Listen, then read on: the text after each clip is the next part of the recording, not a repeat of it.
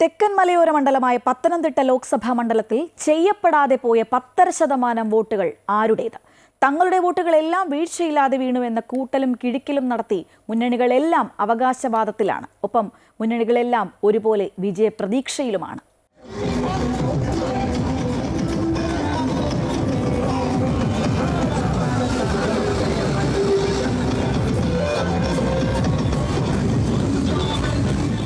തീർത്ഥാടനങ്ങളുടെ തലസ്ഥാനം, പ്രവാസികളുടെ ജില്ല, മലയോര നാട് എന്നിങ്ങനെ വിശേഷണങ്ങൾ ഏറെയുള്ള പത്തനംതിട്ട ലോക്സഭാ മണ്ഡലം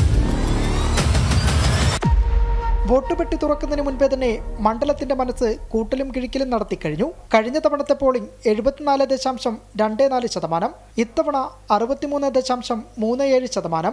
2014, 2009 വർഷങ്ങളിലും 65% പോളിംഗ്. കഴിഞ്ഞ തവണ പോളിംഗ് കൂടാൻ രാഹുൽ തരംഗവും ശബരിമല വിവാദവുമാണെന്ന് എല്ലാവരും സമ്മതിക്കുന്നുണ്ട്. തങ്ങളുടെ വോട്ടുകളെല്ലാം വീഴുമെന്ന് LDF പറയുന്നു.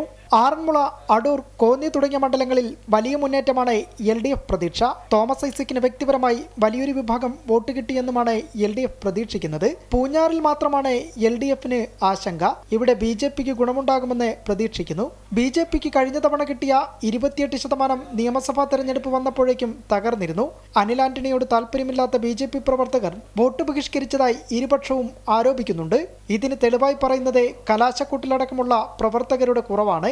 യുവാക്കളുടെയും സ്ത്രീകളുടെയും വോട്ട് കൂടുതലായി നേടിയെന്ന് BJP അവകാശപ്പെടുന്നു. ചില പള്ളികളിൽ അനിൽ ആന്റണിയെ സഹായിക്കണമെന്ന നിർദ്ദേശം വന്നതായി കോൺഗ്രസ് പ്രവർത്തകരും സമ്മതിക്കുന്നുണ്ടെങ്കിലും വോട്ട് തങ്ങൾക്കേ വീഴുമെന്നാണ് പ്രതീക്ഷ.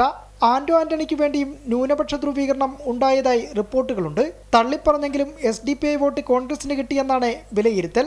കോൺഗ്രസിന് വോട്ട് കുറഞ്ഞുവെന്ന് LDF വാദിക്കുന്നത് റാന്നിയിലടക്കം പോളിംഗിലെ ഇടിവ് ചൂണ്ടിക്കാട്ടിയാണ്. 50,000-ഓളം വോട്ടർമാർ ജോലിയടക്കമുള്ള കാര്യങ്ങൾക്കായി മണ്ഡലത്തിനോ രാജ്യത്തിന് പുറത്തേക്കോ പോയതായി UDF കണക്കാക്കുന്നു. അമൃത ന്യൂസ്, പത്തനംതിട്ട.